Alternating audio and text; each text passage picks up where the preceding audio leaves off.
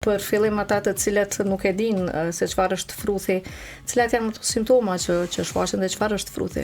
Fruthi është një sëmundje virale, në kuptimin e virusi fajtor i kësaj sëmundje, një sëmundje që përhapet me rruga aerogjene, do thotë përmes kollës nxjerrim spërklat pështymës, për cilën te personi që kemi afër, dhe kjo është rruga përmes cilës virusi përhapet.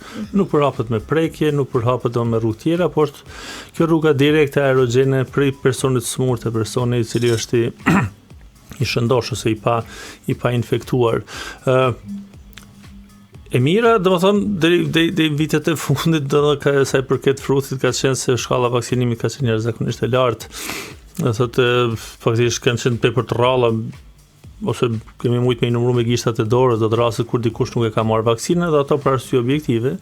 Ndërsa në këto 10 vitet e fundit kemi një lëvizje për të keq, në kuptimin e reduktim të numrit të fëmijëve të vaksinuar. Shtyrje nganjëherë edhe pafund e kohës kur qoftë edhe mirët vaksina e parë ose e dytë, dhe kretë kjo ka ndiku faktisht në rritjen e numrit të rasteve me fruth, jo vetëm tek ne, por edhe në botë. Do është një fenomen kështu global, nuk është fenomen vetëm lokal. Do të thotë në botë është paraqit. Dërsa tek ne këtë vit, vitin 2026, kemi numra të frikshëm, do të rreth 140 raste deri para pak ditësh, numrat mund të lëvizin çdo ditë.